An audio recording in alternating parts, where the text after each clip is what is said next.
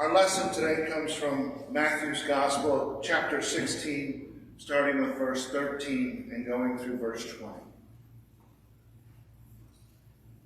When Jesus came to the region of Caesarea Philippi, he asked his disciples, "Who do people say the Son of Man is?" They replied, "Some say John the Baptist, others say Elijah, and still others Jeremiah or one of the prophets." "But what about you?" he asked. "Who do you say I am?" Simon Peter answered, "You are the Christ, the Son of the living God."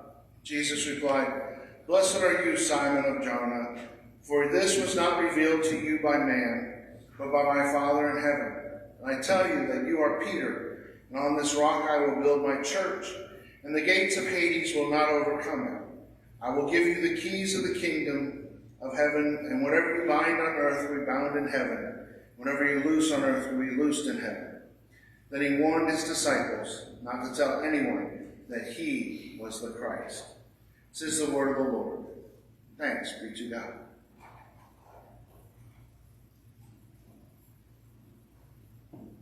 Just as I asked the kids, how many times have you asked someone, "Does someone like me? Does someone find me interesting?" Or maybe you ask the question to yourself, "Who am I?" That's usually the question that we preteens and teenagers and college students ask quite often. We ask that question, "Who am I?" Or what, maybe better suited is, "What am I going to do when I grow up?" Still, because so many times in life we are defined by our occupation. We're defined by what we do, or who, in that sense, or what we have is also a definition for us. After a certain point in time, we lose our name. We don't become Matt or Joe or any other name, but we become the parent of, if we have children. "Oh, you're so-and-so's parent. You're so-and-so's mom, you're so-and-so's dad." We lose that distinction, or we gain our distinction through our job. "Oh, you're that person that does this." Yes, as some say that. And so we start losing our identity as an individual and become cast in many lights. Cast in a generalization. And that's kind of what Jesus was starting to wonder. What are people starting to think about me on the outside as he's walking around and as he's preaching and teaching and talking to people and saying to them, what is it that how am I affecting people? How am I starting to interact with them in ways that they may be wondering even more? And so he asked his disciples, because they're in the crowd, they're in the group of people, they're talking to other people as they can, and they said to them, and he asked them, he says, "Who do people say that I am?" Well, they started listing off a list of notable people. Now, the first one would be kind of strange because John the Baptist was killed already, as we know in John's Gospel, early on. And so we have this moment where some say, "Well, you're just John the Baptist." Others say to him, "Well, you're Elijah," or "You're just a prophet." I'm sure that there were some who said, "Well, you're just a nobody," or "You're just a good preacher," or "You're just a good healer." And so he had heard everything that they had to say and heard how the other group had talked to them, but he was then worried about what they were understanding of him, what they thought he was, what they thought about his ministry and his work. So finally he turns to them and he says, "And who do you think I am?"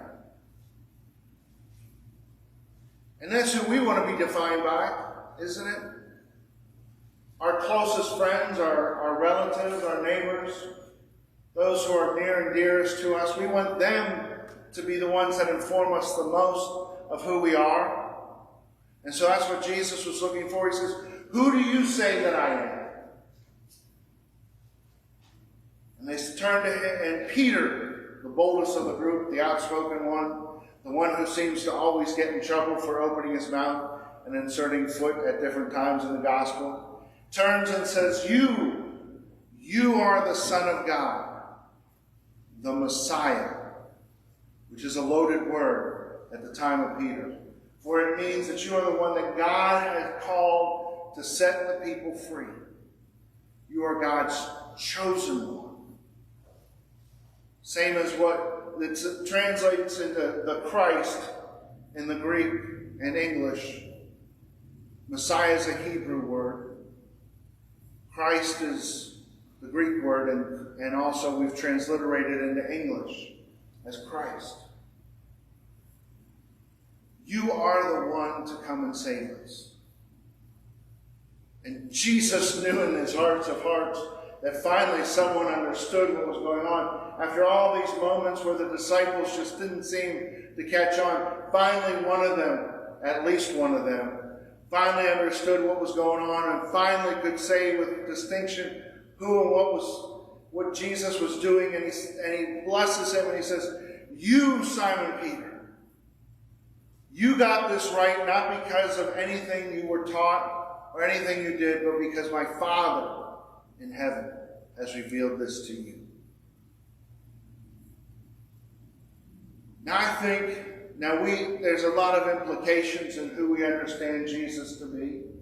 And there's a lot of that we could go into in the second half of this with the kingdom of heaven and what you bind on earth is bound in heaven and wonderful stories within that. But I think this has practical implications for us as individuals. Because I think we still have these doubts and fears within us of who do people say that we are. Whether we're 15 or 6 or 7 or 110. Maybe we get less worry as we get closer to the 110 part of worrying about what other people think about us. But there's still always that nagging feeling within there of wondering, are we useful? Does anyone ever care about me? Does anyone even worry about me? That same worry that we have as young people, what am I going to do now that I can't do this? What am I going to do with the rest of my life? What am I going to do at this moment that life has changed for me? We're always being redefined.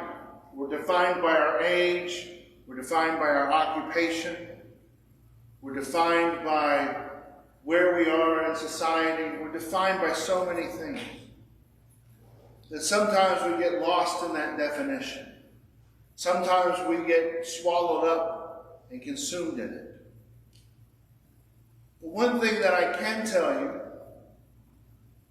is that when we ask God, who am I? If we are bold enough, if we are willing enough, we can ask God, who do you say that I am? And God still echoes out these words today. Not the words of Peter, because those words can't be echoed a second time, for there's only one Messiah, there's one Christ. But God is still revealing to us in those moments that you are my child. Just as he revealed to Peter that Jesus is the Son of God, the Messiah, the chosen one, God is revealing to us that we are his children, his chosen people, elect of his people. And that means something. It means a lot. It means that we are not just a nobody, we are somebody. And in God's eyes, every child is important. Every child is essential to his working. And whether we're 5, 2, 3, 4, or 5, or 105, God has something intentional in store for you in your life. Still has you working because He has something for you. He has something He wants you to be doing. It may be something simple as just being a listening ear to someone who needs it. To listen as they spew out their problems, their dilemmas, their frustrations, just because no one else will listen in the world. Or maybe it's being that helping hand when someone needs it the most. Or giving that word of encouragement. Right now, how many people working at the cash registers just need a word of encouragement? How many times are they probably getting yelled at because there's not enough of something in the store? Or how can they limit me to just one package of toilet paper?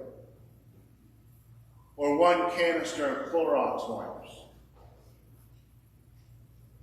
And they're getting yelled at not because they're doing anything, but because people are frustrated. What if we're that encouraging word that just turns to one of those cashiers when we're walking through and buying our groceries or our necessary items and just says, "Thank you.